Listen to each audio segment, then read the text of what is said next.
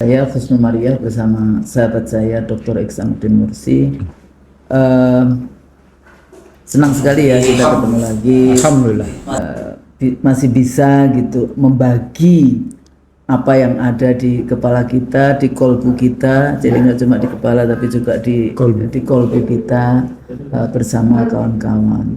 Terima kasih juga yang selalu ikut mengikuti dan menunggu ya, kadang-kadang ada walaupun ya lucu-lucu lah komentarnya, tapi kadang-kadang saya komentarin, kadang-kadang saya jawab juga komentarnya seperti apa. Ini conversation dua scholars. Kita berterima kasih nih, hari ini kita punya banyak sekali nih pejuang YouTuber, pejuang pendakwah ya, Masya Allah, nggak ada di belakangnya bandar-bandar ini ya. Oh, sama luar biasa, ini banyak sekali, bisa dilihat nanti ya, dikasih kayak gitu berapa kamera yang bermain di sini. Sepertinya kamera kita kamera masing-masing gitu, Masya Allah. Masya Allah. Bang Nursi, kalau kita perhatikan beberapa waktu ini sebetulnya sudah cukup banyak juga yang membahas kayak gitu ya, terutama pidato presiden di acara ulang tahun Gerindra. Tapi yang di situ juga ada pidato mantan presiden ya, atau presiden ketujuh presiden ketujuh tapi 10 tahun gitu ya, 2 periode sebelumnya. Nah, ini juga menarik di dalam konteks kalau kita mendengarkan. Saya kebetulan juga mencoba dengan apa namanya ya, seskolas gitu ya, mencoba untuk tidak thin skin, mencoba untuk tidak tipis kulit kita di dalam mendengarkan tipis bagaimana kalau di tipis kulit, di apa namanya, konteks terminologi yang biasanya digunakan dalam bahasa Inggris gitu ya, itu thin skin, tipis kulit gitu. Tapi persoalannya jangan sampai juga rai gedek. Kalau orang Jawa bilangnya rai gedek, nggak punya malu kayak gitu ya. Gedek, tahu nggak ya, gedek itu tembok yang dari bambu, itu namanya gedek. Nah, kalau kita perhatikan sebetulnya ada beberapa poin yang bisa kita bahas di dalam konteks itu. Pertama, dikatakan demokrasi. Cuma kadang-kadang ini dialognya dengan siapa? Kalau saya sih it's not fit with me, fit in dengan pikiran saya. Emang gue pikirin kayak gitu kan? Dan ini tidak berlaku hanya berlaku kepada pidato pejabat, pidato yang berkuasa, tapi pada siapa saja gitu. Misalnya dengan scholars yang ada, akademisi dan sebagainya, not fit in dengan saya, ya udah kita jalan aja. Bukan berarti kita tidak mau mendengarkan, enggak, kita bukan yang sumumbuk umyum kayak gitu kan. Tapi kita tetap gitu ya, membaca bagaimana apa yang terjadi di dalam pidato itu. Satu, isu tentang demokrasi, menarik itu. Indonesia harus punya demokrasi yang khas, yang seperti apa? Kan itu sebenarnya di IC Diriso kan dari kapan-kapan kita selalu menantang. Mari kita bikin apa itu demokrasi yang Pancasila. Yang di situ ada sila pertamanya ketuhanan yang Maha Esa kayak gitu kan. Kita selalu kan posisinya teosentrisnya kan kuat di dalam konteks ini. Itu satu. Kalau kita bicara demokrasi Barat, kan demokrasi memang bentukan dari pengalaman Barat kayak gitu di dalam konteks itu. Nah, bagaimana kita mengadopsi, dan seringkali dianggap kalau demokrasi itu atau konsep-konsep Barat itu dianggap universal, padahal yang universal dan prima. Padahal universal cuma satu, Al-Quran. Yang itu universal ya, ayuhan nas kayak gitu kan. Amanu kan yang ini, tapi nas itu artinya untuk semua manusia kan di dalam konteks itu. Ya cuma Al-Quran, di luar itu nggak ada yang universal. Sehingga konsep negara, konsep demokrasi, konsep-konsep di dalam kita ekonomi, parlemen, sosial, ekonomi dan sebagainya. Model demokrasi aja Robert Dahl atau bukan siapa? Satunya lagi David Hale. David Hale itu dia punya 10 model demokrasi gitu ya. Tapi kalau kita lihat sendiri demokrasi, paling enggak kalau Anda bicara bahwa Anda berangkat dari pemilu itu demokratis, maka satu, di dalam kompetisi itu ini Lynch Lipset, Larry Diamond. Dilarang menggunakan kekerasan, excluding the use of force. Ya, jadi dalam kompetisi itu harus kompetisi yang adil. Against torture. Yang kedua, full participation, partisipasi penuh. Di sini saya biasanya selalu gunakan. Bukan full mobilization. Maksudnya itu ya, jadi partisipasi tentunya dengan kesadaran, walaupun ya saya orang yang tidak setuju, bukan tidak setuju, dari sejak dulu itu seringkali ya KPU gitu ya, dengan gagahnya kita harus mengajarkan rakyat memilih dengan rasional gitu. Iya. Emang di Prancis rasional 93% Enggak lah. apa namanya terpilih kembali. Memang di Australia rasional enggak, swing votersnya itu cuma 45%. Iya. Perpindahan rezim itu cuma 45% di Australia, itu yang disebut swing voters. Artinya apa? True believers, yang itu mau kucing pun ditaruh di caleg, Menang. caleg yang di partai buruh kayak atau partai itu ya tetap menang di dalam konteks itu, yang disebut, makanya disebut true believers, kemudian the safest seat gitu ya, jadi kursi-kursi yang aman. Nah di Indonesia kita itu seperti lebih yang sering kali kita diskusikan di IC The Real Show itu kan, kita sepertinya negara kita ini bukan Pancasila kan. Kita kan negara liberal yang seliberal Dan memang sudah meninggalkan Pancasila. meninggalkan. Dan yang ketiga adalah civil and political liberties. Oke. Jadi freedom of expression, freedom of speech, kebebasan membentuk organisasi, berserikat dan sebagainya seperti itu. Freedom of pers ya, yang seperti itu. Nah, kalau kita pahami dengan menggunakan ya alat di dalam konteks psikoanalisa atau pemahaman kita terhadap demokrasi barat yang ada gitu, variabel dan sebagainya. Anda kita lihat kayak gitu, membaca apa namanya, mendengarkan atau membaca pidato dari presiden itu kan menarik kayak gitu. Pilihan diksi, komunikasi politiknya, substansinya itu bisa masing-masing. Ada yang pembela tentu saja mengatakan, oh iya dia mengatakan hidup bla bla bla. Itu kadang-kadang saya malas menyebut nama presiden yang sebelumnya itu gitu, hidup gitu. Apa itu sebetulnya diksi yang apa nggak menyakiti rakyat? Pada saat yang sama rakyat sedang bicara tentang adili di dalam konteks itu. Jadi empati, simpati dari seorang pemimpin itu seperti apa? Tapi yang berkali-kali dulu di dalam debat, di dalam pidato seringkali menggunakan kata ya, diksi, pilihan diksi, dasmu misalnya. Seorang pemimpin apakah kita layak kayak gitu ya menggunakan pilihan-pilihan diksi yang itu lagi-lagi menyakiti rakyat, menyakiti orang-orang atau anti, biasanya kita sebut anti intelektual, ya kan? Karena dikritik, kemudian kritiknya kok nggak pas, maka quick responsnya adalah menggunakan terminologi ini. Nah, kalau kita dengarkan, sebetulnya ini diarahkan ke siapa, bagaimana pilihan komunikasi politiknya, penggunaan pilihan kata-katanya, ya. Terus kemudian pilihan demokrasi, bahasanya itu tidak ada musuh, bahasanya itu oposisi, tidak ada. Padahal yang kita sebut dalam demokrasi itu sebenarnya oposisi versus lawan atau musuh. Padahal kalau kita ngomong demokrasi, emang oposisi itu bukan musuh, bukan lawan per se, seperti kalau kita perang, ya kan? Oposisi kalau kita gunakan dalam ilmu politik yang digunakan opposition. Jadi opposition itu biasa saja di dalam. Itu seperti sepasang rel. Iya. Modalnya seperti sepasang rel. Sepasang Jadi rel. antara yang berkuasa sama oposisi itu sepasang rel. Iya, Karena punya landasan yang sama, konstitusi. konstitusi. Cuma cara pandang. Jadi bukan berarti kemudian demokrasi Indonesia itu adalah demokrasi yang kalau sudah menang dijadiin satu. Iya. Enggak, terus yang ngawasin siapa?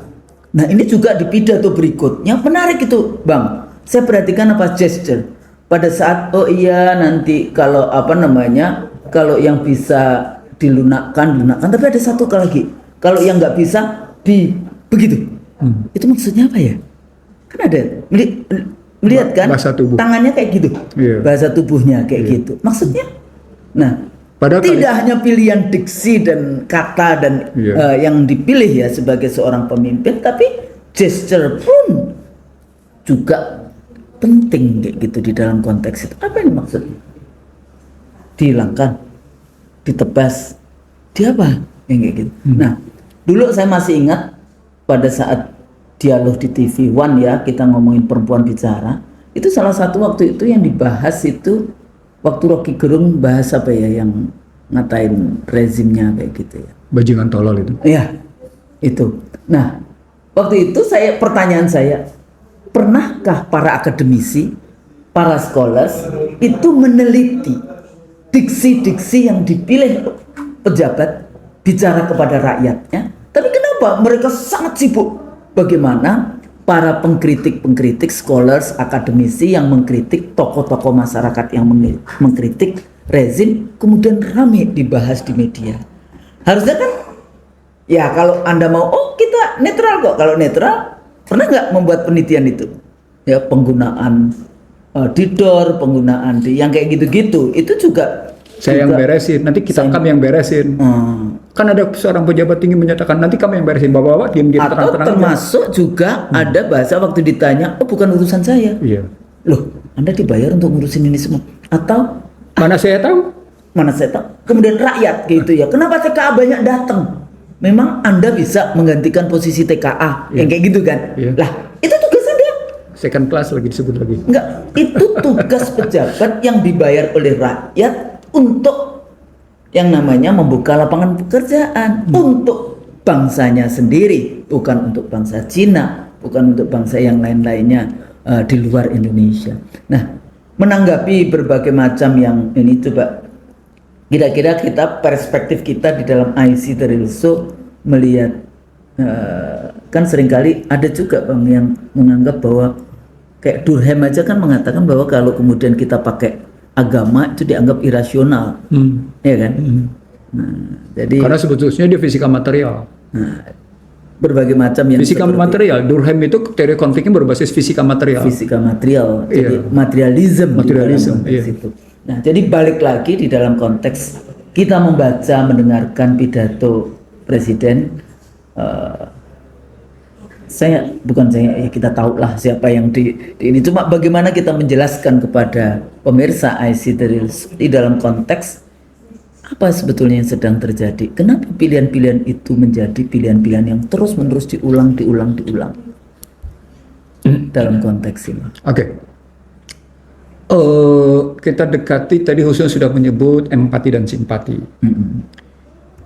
Itu tesis pertama. Seorang penguasa, dia harus menunjukkan sikap empati dan simpatinya kepada rakyat banyak yang memberikan amanah kepadanya. Jadi tesis pertama adalah seorang penguasa, dia punya kewajiban memberikan empati dan simpati kepada rakyat banyak yang memberikan amanah kepadanya. Jadi kalau dia memang merasa memperoleh 58%, gitu ya, gitu. Maka dia, katakanlah, apalagi dia bilang kita wajib merangkul semuanya, maka dia punya kewajiban bukan sekedar berempati dan bersimpati kepada yang 58%, tapi juga dia harus berempati dan bersimpati kepada yang 42%. Gitu. Yeah. Itu kata kunci. Apa itu empati dan simpati? Empati dan simpati itu bagian dari proses interaksi sosial politik yang sehat, Husnul.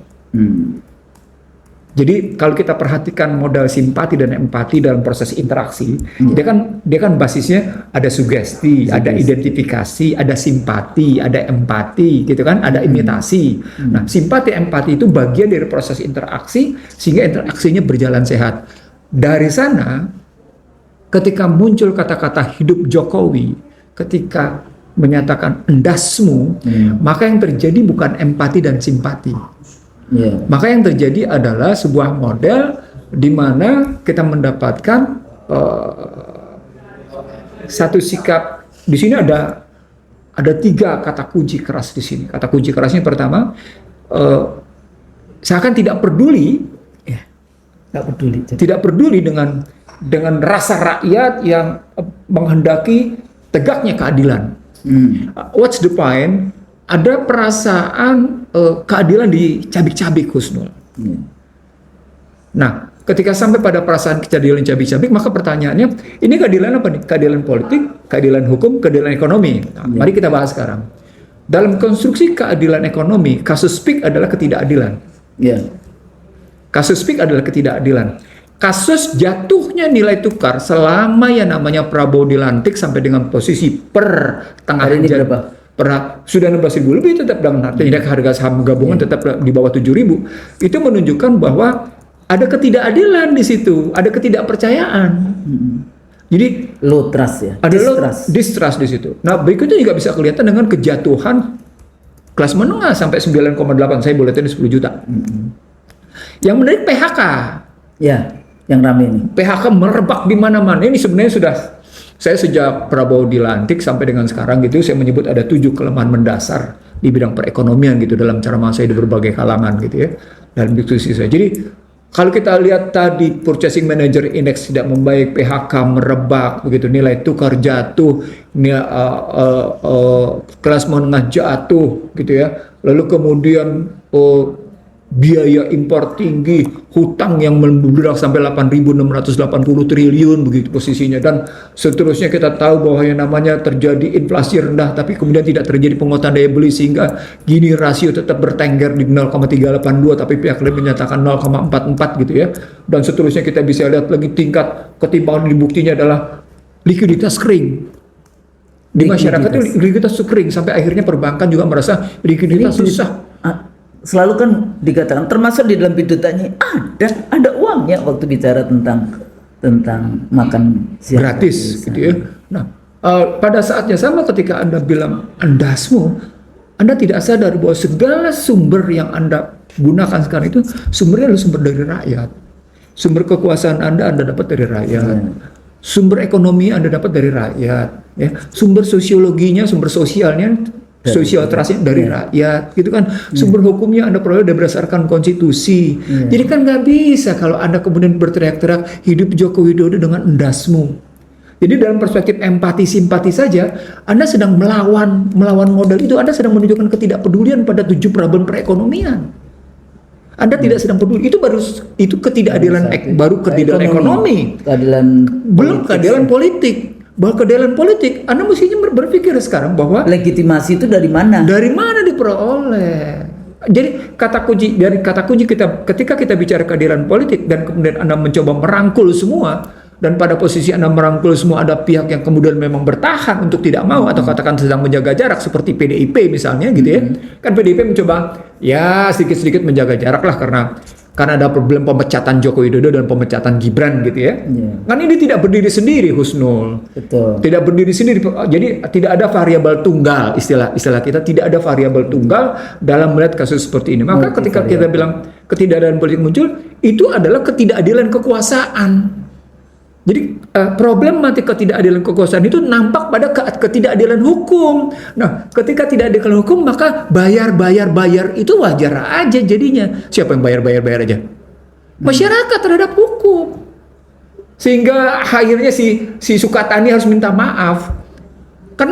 Karena memang ada problematik ketidakadilan hukum. Jadi ketidakadilan ekonomi terjadi, ketidakadilan hukum terjadi. Sehingga tadi kalau bicara yang saya katakan freedom of expression, dia menyampaikan itu gambaran bahwa sesungguhnya diancam kayak gitu loh. Di situ sesungguhnya ketika muncul hidup Joko Widodo dan endasmu, simbolik torture, kekerasan simbolik. Dia menghardik pemilik. Yang menghardik ya. Dia menghardik pemilik kedaulatan. Kayak gitu. Jadi pemilik itu artinya pemilik kedaulatan. Itu rakyat. Jadi ada problematik besar empati simpati dan ketidakpedulian itu menunjukkan sebuah sikap penghardikan, dan ketika penghardikan itu kita tarik sumbernya tadi, dia bukan cuma sekedar nir etik. Dia bukan sekedar nir moral. Ada problema bisa jadi valueless. Bukan less value. Valueless. Dia bisa menggunakan diksi itu kalau jelas ditujukan kepada siapa, misalnya pengkhianat republik. Betul. Ya kan? Boleh dia gunakan itu karena pengkhianat republik ini. Iya. Gitu kan? Iya. Yang wajar dia gunakan itu. Yang membuat rakyat yang menyengsarakan rakyat. Nah, itu boleh. Bukan ada kan yang bahkan wajib, Husnul. Lah, makanya jangan cuma sekedar pidato yang tidak jelas gitu. Nah, apa poinnya? Pemahaman struktur konstitusi, hukum dan demokrasi ini menjadi berantakan, Husnul. Demokrasi itu harus tunduk pada hukum. Ya, Hukum itu tunduk pada konstitusi. Sementara konstitusinya amburadul. Ya sudah, bawanya amburadul. Nah, ini bukti. Halo Joko Widodo, hidup Joko Widodo dan endasmu, itu bukti konstitusi kita amburadul. Kan strukturnya tidak bergeser. Iya. Dimanapun secara, kalau kita bilang pakai istilah universal, konstitusi, hukum, demokrasi, Al-Quran, kebijakan penguasa, Iya. lalu tindakan penguasanya. Iya. Itu strukturnya begitu kalau mau diambil begitu. Kalau kita mau ambil pada umumnya, ada konstitusinya sebagai sebuah perjanjian suci, kan perjanjian suci dia. Perjanjian suci, Lalu kemudian konstitusi. ada normanya, ya, kemudian ada hukum dan ada tindakan penguasanya. Nah, kalau kemudian Anda langsung ngambil dalam perspektif demokrasi dengan model tadi, hidup Jokowi dan endasmu, maka Anda tidak paham bahwa Anda sedang menabrak di atas Konstitusi. Dan yang paling tinggi ya konstitusi. konstitusi. Anda sedang menabrak. Dalam perspektif itu, Kita bahas yang bukan ya, yang di dalam konteks pasal-pasal yang bicara tentang treason, apa namanya, pengkhianat di dalam konteks itu. pasal 6 ayat 2. Tindakan tercela. Oh iya, tindakan tercela, pasal 8. Pasal 8. Jadi Tindakan tercela gitu ya. Nah, sekarang kan bisa dibalik kalau khusus sampai bicara tentang tindakan tercela. Siapa yang sesungguhnya tercela kalau begitu?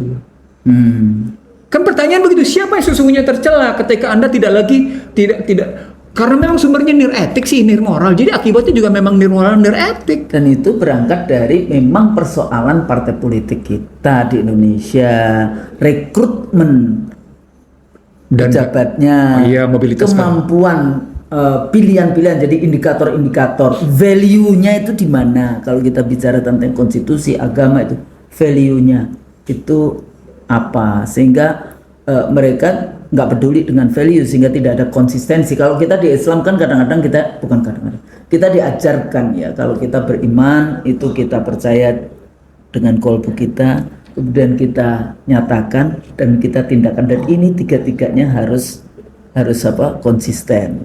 Nah, kalau kita bicara value, kalau Anda memiliki value taat kepada jujur, taat kepada konstitusi, pada saat apakah pidato, apakah pengambilan kebijakan, itu akan, ini saya melanggar value kita enggak nih? Value saya tegak enggak? Misalnya berkeadilan enggak ini? Di dalam konteks itu. Nah, di sini letaknya yang tadi ya, mungkin ini tidak kasus presiden saja, tapi sebetulnya apa yang terjadi di partai politik dan di semua institusinya sampai tingkat. Artinya sesungguhnya tatanan sosial politik kita sudah amburadul. Jadi itu yang saya bilang selamat datang di negeri amburadul, buku saya 2008. It was how many years ago? Ya, jadi 17 tahun lalu. Itu buku saya selamat datang di negeri amburadul, kita belum merdeka. Tadi, karena problematik tadi. Konstitusinya amburadul, ya hukumnya amburadul, maka demokrasinya amburadul, maka perilaku pejabatnya pun amburadul. Gitu melihatnya akhirnya. Semuanya serba amburadul. Misalnya kita waktu itu mengkritik pada saat pemilu itu, mengkritik setelah pemilu juga. Bahkan kita bicara cawe-cawe juga dimasukkan kepada kategori ndasmu tadi ya. Kita bicara bagaimana cawe-cawe yang dilakukan oleh rezim kayak gitu ya, penggunaan aparatus negara, penggunaan dana APBN Bansos, penggunaan 277 PLT kepala daerah dan seterusnya di dalam konteks itu. Dan ternyata diakui bahwa kemenangan di dalam pidato ini juga akui sendiri loh ya. Pidatonya kan menyatakan kemenangannya karena dukungan Presiden Joko Widodo. Kan kita dulu kan ya ini dukungan kayak gitu-gitu kan maksudnya. Tapi statement itu jadi explicitly dinyatakan. Artinya sesungguhnya MK 90 membuktikan memang ada cawe-cawe. Ya kan ada kan? Gitu kan. Berarti begitu gitu ya. Terus penggunaan bansos berarti ada pembuktian itu berikutnya. Lalu berikutnya soal penggunaan aparatus negara, birokrasi juga ada pembuktian PLT, di situ. Iya, bukti di situ. Sampai 74 ribuan kepala desa yang dana desa dan sebagainya yang sekarang dipermasalahkan. Itu bagian dari fairness atau bagian dari kecurangan? Kalau saya kan kalau ngomongin curang nanti dilaporkan ke polisi Bang. Jadi kalau saya prinsip pemilu itu adalah free and fair, bebas dan Ya maka pertanyaannya fair kan FNF. Fair and fraudulent. fraudulent. Iya, jadi fair and fraudulent. Kan gitu. Prinsip pemilu kan kayak gitu, jujur. Iya. Kita ngomongnya jujur kayak gitu Iya, ya, di iya. dalam konteks itulah. Jadi ya. Nah, terus di dalam konteks ini yang menarik adalah yang saya selalu bilang ini anti intelektualnya bagaimana? Nah itu yang saya maksud begini jadinya. Saya diejek sama beberapa teman. Terus terang aja saya diejek. Abang dindasmu kan oleh itu kekuasaanmu itu intelektual. Abang diam, digituin saya. Iya. Nggak, kita sering kali lah. Cuma mereka ini karena nggak mau nonton I See The Real Show at least ya 160-an video.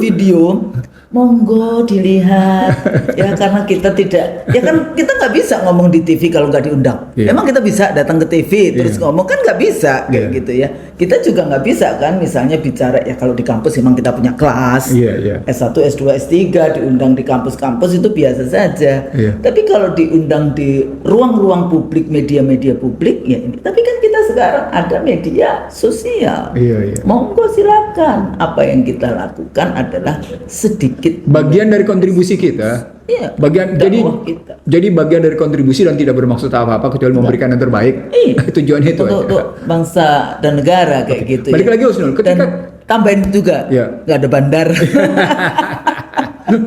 sudah ratusan video. Ada sih. Hah? Allah. Rezeki ada di tangan Allah. Oke, jadi balik lagi Husnul. Kalau kita tahu semuanya serba amburadul gitu, sosial amburadul. Itu kan artinya dia sudah setingkat di atas social distrust. Social distrust. Dia sudah naik ke social disorder. Social disorder, social distrust, Distrust dulu, distrust, lalu disorder, disobedient, Iya. chaos. Chaos. Ujungnya. Dan sesungguhnya ketika Anda mau bicara tentang kondisi masyarakat sekarang, dia chaosnya sudah terserak. Dalam kondisi ini sesungguhnya sekarang sudah dalam posisi chaos terserak. Minimal dia tidak dalam perspektif chaos secara fisik material, Ya. tapi chaos dalam rasa, chaos dalam pikiran. Itu berbahaya, Husnul. Loh, katanya Anda tidak mau bikin bangsa ini terbelah. Ketika Anda bilang Malah membelah. loh, Anda sedang Memperkuat. melakukan iya. Gimana coba? It's supposed not to deceive the people, tapi yang dilakukan adalah deceive Deceive the people. Gimana ceritanya jadinya? Jadi saya terus terang balik ke dalam dialog-dialog kita Husnul ya. Ini orang sorry itu saya maaf ya. Izinkan saya minta maaf Husnul. Ini knowledgeable apa enggak sih? Kan gini Pak, kadang-kadang yang kita sering kali bahas itu urusannya knowledgeable, tapi knowledge-nya itu cuma sekedar Casing. knowledge gitu, tapi nggak ada di dalam kolbu. Ya casing itu namanya. Knowledgeable casing. Bukan ulil albab, Bukan. Bukan zikir dan fikir. bukan zikir dan pikir, betul itu. Nah, ini kan persoalan. Tapi makanya kadang-kadang kan kita bertanya gitu, kenapa ya di depan mata kita begitu banyaknya persoalan yang ini, kenapa kita nggak bisa melihat dengan jernih? Ya karena lagi-lagi kolbu kita. Nah, ketika Husnul sampai pada kolbu itu tidak ada didorongkan oleh keinginan luhur. Yang ada didorongkan keinginan diri, kelompok dan keluarga. Tapi bicara loh, Iya. bukan karena keluarga, bukan karena kelompok, tapi kan, nah ada yang enggak Mbak, itu kan sebetulnya cara orang Jawa di dalam bisa apa? Orang Jawa yang mana? Oh, Husnul kan bukan Jawa Tengah. Bapak saya orang Solo, ibunya nenek saya itu orang Wonogiri, Solo, tapi saya Bukan Solo juga, bukan tapi Solo, Solonya bukan Solo Bengawan Gelembuk, Solo. bukan Solo Gelembuk istilahnya. Dari Babat itu pinggirnya Bengawan Solo, Oke. seberangnya Pesantren Langit. Oke. Ini juga kadang-kadang diangkat dengan budaya. Makanya karena kalau kenapa orang Jawa kan rimo, tapi akhirnya amuk. Ya, emang itu konsepnya di dalam konteks itu. Oke, kita terima. Akhirnya amuk masa, ngamuk di dalam konteks itu. Jadi tidak ada jembatan dari yang satu ke yang lain. Nah, menariknya Husnul ketika sampai pada amok masa, ini kan sumbunya sudah terbakar. Jadi sumbu amok masa itu sudah terbakar sejak lama. Sejak lama sebetulnya. Sejak lama terbakar. Cuma kecepatan terbakarnya turun naik. Suatu saat kecepatan terbakarnya tinggi, satu saat terbakarnya di rendah, nyaris mati. Tapi tidak pernah sungguh-sungguh mati. Enggak. Kenapa? Karena selalu ada persoalan ketidakadilan.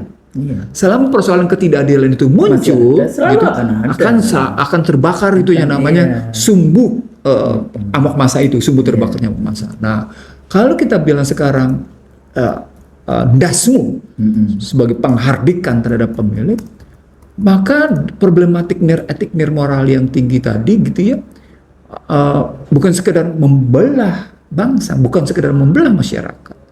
Dia sampai pada persoalan Justru menghancurkan value yang dijunjung. ini saya akan masuk ke dalam teorinya Bourdieu di sini. Symbolic torture itu memang rata-rata dilakukan oleh negara, Husnul. Iya kan? Negara kan karena dalam konsepnya negara dia punya monopoli kekerasan. Ya. Jadi kekerasan simbolik itu dilakukan oleh negara dalam rangka para penguasanya mencapai keinginan-keinginannya, mencapai kepentingan-kepentingannya. Apakah kepentingan itu sifatnya kelompok gitu ya? Apakah kepentingan itu sifatnya keluarga? Tapi minimal negara berhasil menjalankan kepentingannya melalui simbolik torture. Nah, biasanya di dalamnya ketika itu penindasan opresi. Penindasan opres itu tidak dirasakan sebagai opres, tapi dirasakan sebagai sebuah bentuk persuade, ya. Rayuan dia, dalam bentuk rayuan. Nah, ini dalam teori lebih lanjut, dalam teori yang saya bangun gitu ya, dia melangkah lanjutannya adalah apa yang disebut dengan Stockholm Syndrome. Jadi dia bermula dari symbolic torture, berlanjut ke dalam Stockholm Syndrome. Tahap ketiga menjadi tahu apa Husnul? Apa? Misleading simplification. Maka bisa kita saksikan masyarakat Indonesia menyukai, bahkan sudah menjadi bagian dari karakternya misleading simplification. Mencari jalan pintas walaupun itu menyesatkan. Bisa lihat dong orang naik motor tanpa helm ngelawan arus. Suka-suka. Ya kan? Makanya kadang-kadang saya bilang kalau ada yang kayak gitu, saya cuma subhanallah. Tapi persoalannya mereka ini akan nyontek. Iya. Nyontek pemimpin. Iya, pasti. Apa poinnya? Masyarakat yang melakukan misleading simplification itu, yang menyederhanakan tapi menyesatkan itu, pada hakikatnya mencontoh para pemimpinnya, para pejabatnya. Ini pemimpinnya. Bagaimana mereka melakukan memudahkan dengan menyesatkan. Contoh sederhana, Husnul. Kalau kita saksikan rombongan pejabat lewat di jalan raya dalam kondisi macet kayak gitu, itu misleading simplification. Itu dia bisa semena-mena. Atau apa yang terjadi sekarang dengan kepala desa siapa itu yang di PIK 2 itu? Arsin, Kohot. Nah, sebetulnya kasusnya kan dia itu sebetulnya cuma sebagai yang kita sebut sebagai mesin politik. Iya. Dia cuma orang yang didaya gunakan, sebagai mesin politik diperintah, didaya gunakan. Lah, dia kan cuma nyontek dari atas. Atau dulu juga ada salah satu kabupaten di NTT itu bupatinya warga negara Amerika, menang pilkada. Waktu saya ditanya oleh wartawan, kan dia cuma nyontek. Presidennya juga mengangkat kok menteri atau wakil menteri. Waktu itu penasihat ekonomi Jack Ma. Warga negara Amerika. Kalau yang kasus Archandra itu loh, yang waktu itu. Iya. Oh, itu saya masukkan dalam buku Bangsa Terbelah. Nah, itu kan juga presiden melakukan itu. Sehingga kalau wilayah yang lebih rendah melakukan yang kayak gitu, nah itu kan nyontek. Ingarso Suntulodonya nggak ada yang di depan untuk memberikan contoh. Nah, itu makanya dalam sebuah ceramah saya di Jakarta, ketika menyangkut terbitan surat dukungan dari presiden kepada, sebutnya sih waktu itu bukan presiden, ketua umum Gerindra, kepada Ridwan Kamil, saya bilang itu bukti bahwa sesungguhnya tidak ada keteladanan dalam persoalan tidak adanya didorongkan oleh keinginan luhur. Jadi begitu hilangnya didorongkan oleh keinginan luhur, dia membuktikan dia bukan teladan. Dia bukan pemimpin semua kalangan. Apa poinnya? Politik pragmatis, politik praksisnya sudah dalam posisi misleading simplification. Nah, itulah dicontoh oleh masyarakat. Gitu. Itu contoh nyata itu. Gitu contohnya. Nah, begitu juga sekarang ketika yang namanya Mega, PDIP menerbitkan surat agar tidak ikut dalam posisi retret. Apa poinnya sesungguhnya di sini? Mega tidak mengatakan ini bukan pembangkangan.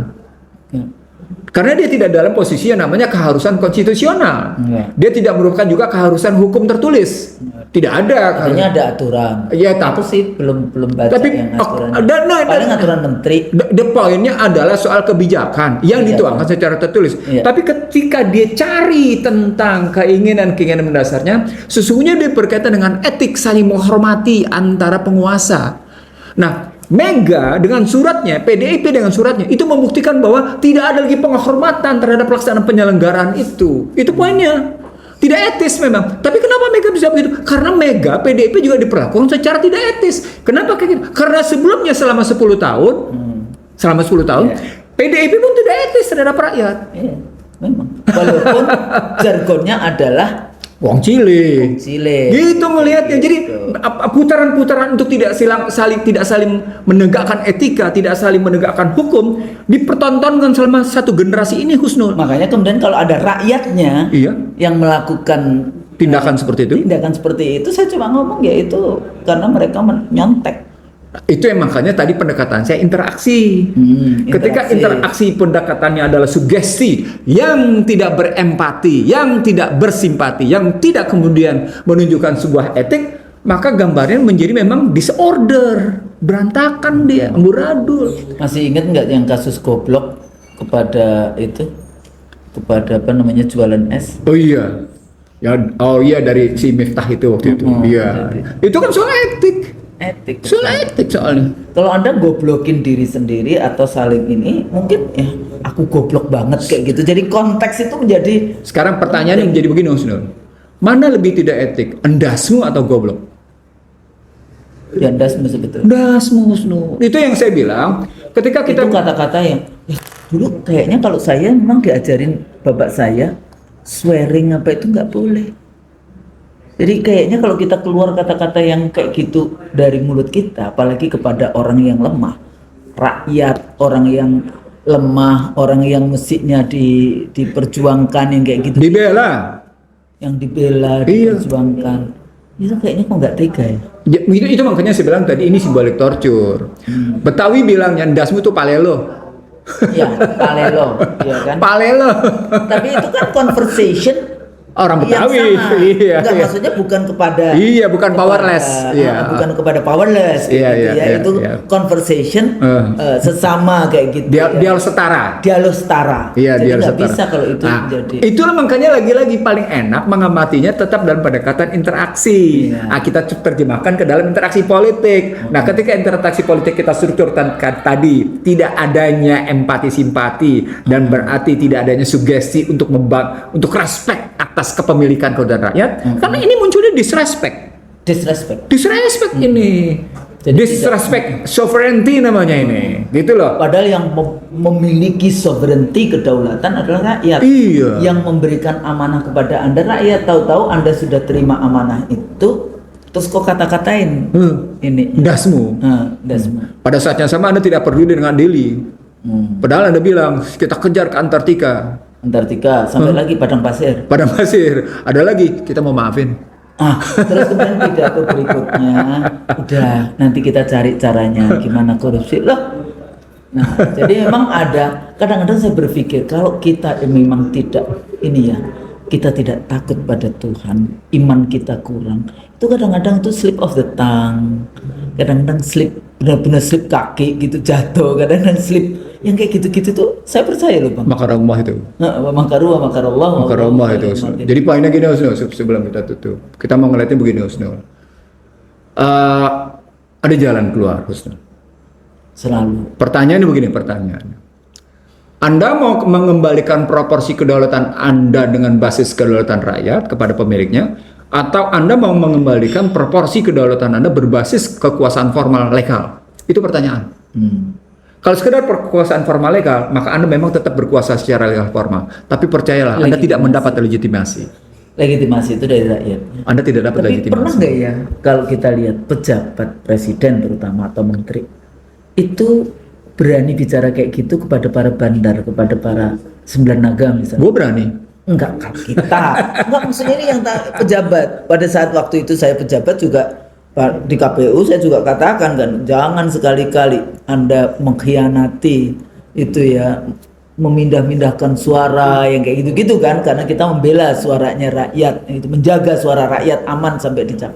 Enggak, maksudnya yang kita dengarkan dari menteri, dari presiden kayak gitu. Ya terhadap, apalagi terhadap mereka yang punya uang gitu ya. Iya, maksudnya begitu. Yang sekarang duitnya sudah hampir mencapai 3.000 triliun gitu ya. 10 orang berkuasa di Indonesia, 10 oligarki itu duitnya sekitar 3.000 triliun.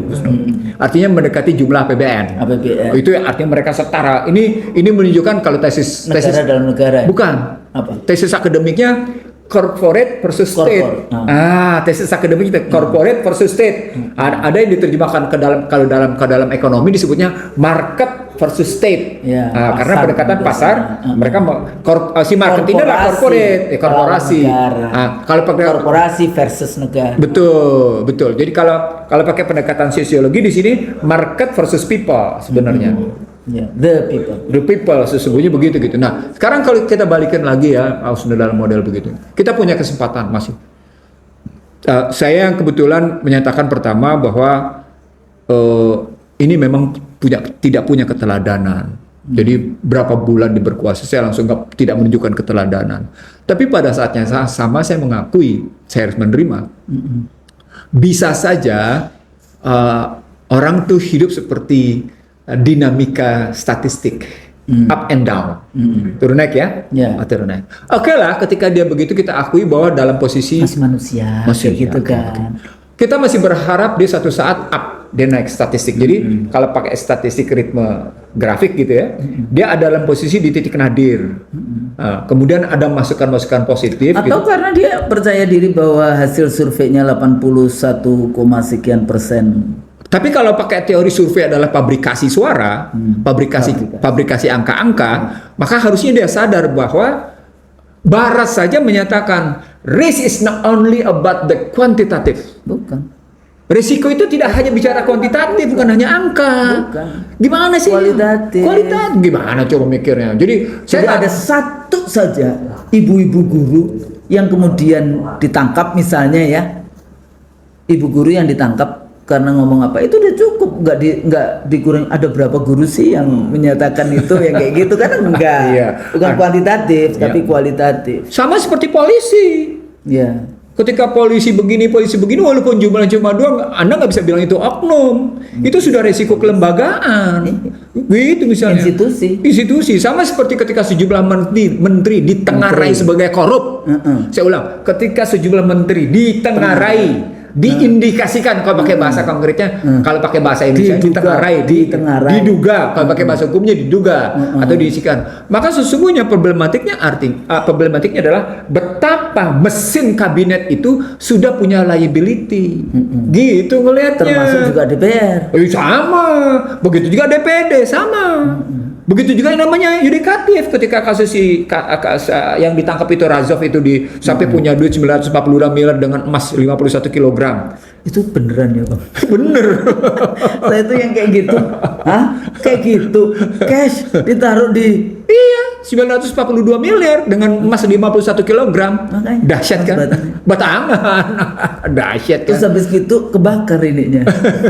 Jadi poinnya begitulah sistem. Ini bukan hanya bicara sistem hukum loh, Snul. Gambaran Mahkamah Agung seperti itu, gambaran Mahkamah Konstitusi seperti itu, gambaran DPR dan DPD seperti itu, dan gambaran eksekutif seperti itu menggambarkan juga lembaga yang dulu saya ada di situ KPU. Itu gambaran betul-betul totally disorder. Totally disorder. Itu yang saya maksud bahwa kata-kata hardik ya, yang menghardik. Hidup Joko Widodo, endasmu, itu totally disorder.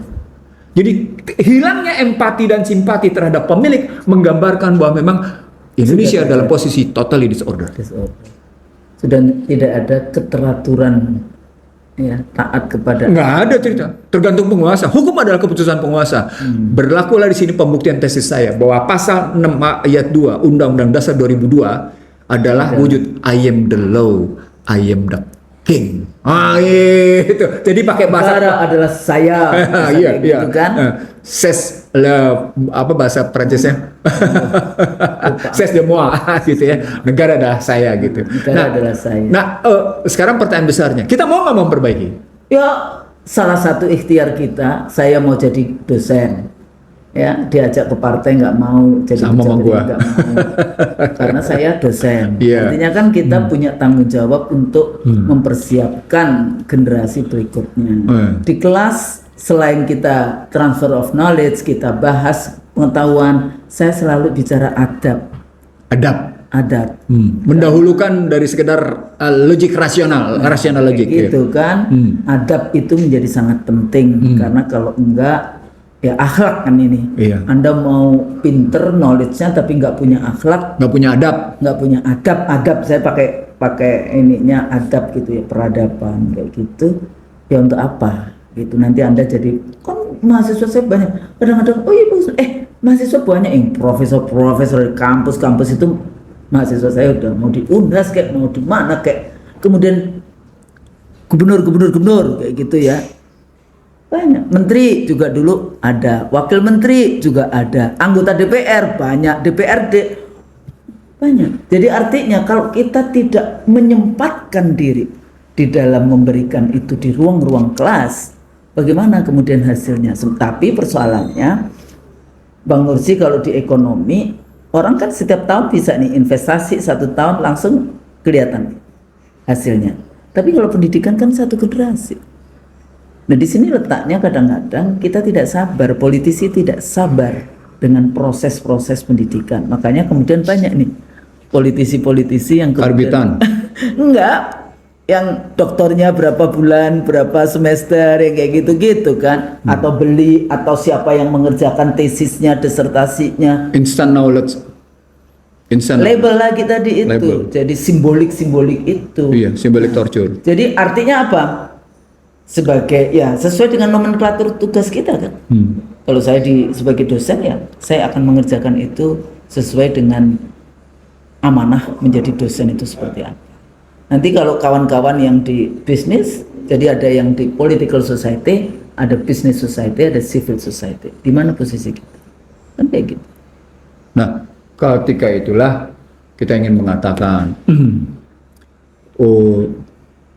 kuasa yang syarat dengan menjalankan amanah, dia berujung pada posisi mulia. Berkali-kali kita bilang intelektual itu di situ. Yeah. Beda dengan akademisi saja ya. Yeah, yeah. Intelektual itu harusnya ada value di situ. value, betul. Nah, tapi kuasa yang dijalankan dengan penuh kemauan pribadi belaka, kemauan kelompok belaka, dia akan berujung pada posisi hina. Maka kuasa itu menjadi liabilities bagi siapapun, bukan hanya dia. Ya negara juga jadinya. Itu punya dampaknya menjadi dalam pergaulan internasional, di depan nampak seperti dia hormati, di belakang dicibir. Sama seperti penguasa di Indonesia, sama seperti banyak menteri dan para gubernur. Dihormati hanya Anda punya kekuasaan formal, di belakang masyarakat boleh bilang mencibir bisa-bisa. Balik lagi kalau tadi ya power over. Power di dalam konteks ini memang relasi. Kalau relasinya itu jatuh ya dia bisa hilang itu. Jadi ada pepatah menarik ini, Husnul. Kuasa berbasis amanah, maka dia disanggah, bukan disanggah, disanggah. Disanggah, Gitu ya. dipuja. Dipuja. sebetulnya. Puasa berbasis penuh khianat. Di sini kata kuncinya, penuh khianat dan tidak memegang amanat, maka dia akan pada posisi terhina dan disumpah serapah. Jadi itu ceritanya. Masyarakat sumpah serapah. Sekarang Husnul, kalau kita lihat media sosial, anak kecil bisa ngajari etika kepada presiden, itu dahsyat. Pak, ini anak kecil nih. Iya. Anak kecil, ada anak kecil. Pak, itu endasmu itu soal etik, Pak. Boya Bapak nunjukin, belajari bagaimana punya etik. Coba anak kecil diajari bicara begitu. Itu dipermalukan betul itu Husnul. Sampai itu viral. Anak kecil bicara tentang etika kepada presiden. Coba kebayang nggak itu? Itu nunjukin ada, sorry itu saya, kuasa mulia tadi sudah digerogoti dengan posisi yang hina. Sudah mulai masuk tuh posisi hina. Artinya kuasa bukan lagi menjadi bentuk aset, menjadi bentuk liabilities, kewajiban, beban dia menjadi. Nah, disitulah sebenarnya peluang menyelesaikan masalah Husnul. Jadi setiap kita melihat, kan teori ini teori Archimedes kan, bahwa tekanan dari atas akan mendapat tekanan dari bawah. Oke, kita cari keseimbangan sehingga ketemunya namanya bejana berhubungan kan gitu. Dia ketemu dalam posisi permukaannya seimbang gitu. Yang ini tidak turun, yang ini tidak kemudian naik ke atas gitu. Ini Jadi kita pakai seimbang. bejana berhubungan gitu ya. Nah, kalau kita pakai bejana berhubungan dengan permukaan air yang seimbang itu, mulailah dengan menjadi pribadi yang seimbang. Bagaimana menjadi pribadi yang seimbang? Kolbunya itu yang positif diwujudkan dengan kata-katanya, dengan kata-kata yang lemah lembut. Dan itulah nasihat Luqman kepada anaknya. Berkata-katalah kamu yang lemah lembut dengan yang baik. Janganlah berkata-kata dengan keras seperti keledai. Coba. Surat Luqman itu nasihat orang tua kepada anak. Ini ya. Jadi kebayang nggak? Dinasihati berkatalah yang lemah lembut. Apalagi seorang penguasa kepada pemilik kekuasaan, kepada pemegang kedaulatan, lemah lembutlah. Dan jangan berkata dengan keras, karena berkata keras itu seperti keledai. Apa itu keledai? 3 perilaku keledai. Keras kepala, Ya. bodoh, keras kepala, bodoh, dan kalau bersuara lantang sehingga demikian jauh terdengar suaranya. Tapi kadang-kadang ini juga patriarki juga. Jadi kalau perempuan tegas itu dianggap yang keras kayak gitu ya. Tapi kalau laki-laki keras dianggap tegas. Pemimpin perempuan kan kayak gitu kan. Kadang-kadang seringkali karena perempuan dianggap kalau keras gitu ya, oh dia galak, dia keras, dia yang kayak gitu. Tapi kalau laki-laki biasanya dianggapnya dia sebagai oh dia tegas. Ini kalau studi-studi gender, Ya, studi gender itu kalau ngambil kayak di situ basisnya akhirnya terpulang pada soal persepsi, iya, penerimaan ya, persepsi gimana kayak gitu. society melihat perceive kayak gitu ya, apa kalau Nah, itu pembentukan karakter. Kalau Anda dengar suara lantang dari Indonesia Timur, Anda akan bilang keras. iya, Begitu Anda juga dengar suara lantang dari misalnya katakan dari Aceh, Medan, dari Aceh Medan, Anda juga bisa berkata keras. Atau kalau Anda dengar suara orang-orang kulit kuning dari mainland sana, Anda juga terkejut kan suaranya keras. Hah? melengking. Mungkin mau orang keras itu ada. Itu karakter yang dibangun. Karakter. Padahal di situ mungkin terjadi soal penghormatan macam. Tapi saya ingin mengatakan dari adab seperti itu tetap saja harus dipenuhi dengan kelemah lembutan. Nah, lemah lembut itu gambaran dari 4B. Berkatalah yang baik, berbuatlah yang baik, berkatalah dan berbuatlah dengan benar, gitu kan? Tunjukkan sikap keberanian. B, yang ketiga, tingkat keberanian. Tunjukkan sikap bertanggung jawab. Jadi baik, benar, berani, bertanggung jawab. Dibungkus keseluruhan 4B itu dengan sikap empati dan simpati. Oh, teorinya begitu. Coba bayangkan kalau pemimpin kita kayak gitu. Waduh, dibungkus dengan sikap empati dan terhadap siapapun. Maka Anda akan berdiri di atas semua golongan. Wah, itu dasar ujungnya di situ. Ujung itu, maka Anda akan berdiri di atas semua golongan. Maka kata-kata saya akan merangkul semua karena saya Presiden Republik Indonesia. Nah, caranya begitu tadi. 4B Anda harus berbuat baik, benar, gitu kan, berani, bertanggung jawab, dibungkus, dikemas dengan empati dan simpati. Gitu. Itu jalan keluar, Husnul. Itu maksud saya. Itu nggak bisa yang namanya instan. Itu adalah produk dari educationnya, produk dari partai politiknya, produk dari ya leadership itu kan nggak bisa instan. Sekarang dikasih tahu kan belum tentu bisa revolusi, Husnul. Kalau yang bersangkutan melakukan revolusi, bisa ya. bisa. Loh, kan ada taubat. Oh iya deh. Taubat itu revolusi. Dan kita berdoa mendapatkan hidayah. Iya, kan ada taubat. Taubatan nasuha itu revolusi, Husnul.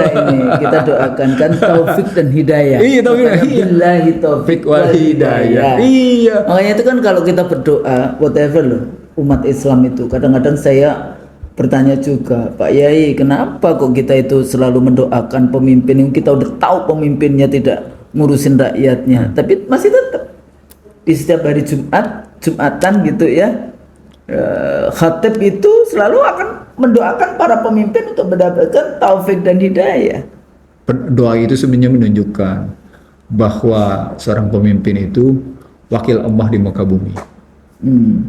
Tapi pada saat yang sama ya Allah ya udah kalau memang kalau dia tidak menjalankan kekuasaan ini, ketika dia ya udah percepat saja kayak gitu kan. Ini jadi dua, ketika dia tidak Kekuasaan yang menjalankan dipergilirkan. ketika dia tidak menjalankan nilai-nilai dalam konstruksi wakil Allah tapi dia wakil setan, jadinya begitu. Iya. Jadi Wakil makanya setan. kadang-kadang kalau kita berdoa ya, apalagi kalau itu dengan Al-Fatihah tentu saja ya, di awalnya kayak gitu. Iyyaka na'budu wa iyyaka nasta'in. Itu Allah akan iyakan itu. Insya Allah. Jadi balik lagi Husnul, supaya kita tidak lagi menghardik pemilik kedaulatan, lakukan 4B, lakukan Baik, 4B, benar. baik, benar, berani, bertanggung jawab, dikemas, simpati dibungkus dan empati. dengan empati dan simpati. Wah, Jadi gitu. ini Ustaz. sebetulnya kita biasanya tidak terlalu langsung bicara yang levelnya individu per se, tapi ini sangat penting karena dia a leader. No, katanya Anda bangsa beradab, katanya Anda Iya, bangsa sopan maksudnya. santun, katanya Anda bangsa ramah tamah. Terhadap pemilik kedaulatan rakyat Anda tidak punya sikap ramah tamah. Nggak begitu Nah, dong. maksudnya kan karena ini kita bicara tentang a leader. That's why. You talking about the leaders, not talking about the janitors. Ya, Yes. the leaders. Iya. Pemimpin kayak gitu, bukan pemimpin janitor. Oh kayak iya, gitu, kan. iya. Pemimpin yang harusnya amanah. Jadi dia harus berbuat baik, benar, berani dan bertanggung jawab untuk juga semuanya dalam rangka dia punya empati dan simpati kepada rakyat. Itu conversation saya bersama conversation kita berdua. Mudah-mudahan apa yang kita bahas itu ada manfaatnya. Amin. Kalau salah itu tentu dari kita, Iya. dan yang benar hanya dari Allah. Amin. Kayak gitu. Sebadang. Mudah-mudahan bermanfaat. Amin. Assalamualaikum warahmatullahi wabarakatuh. Waalaikumsalam warahmatullahi wabarakatuh.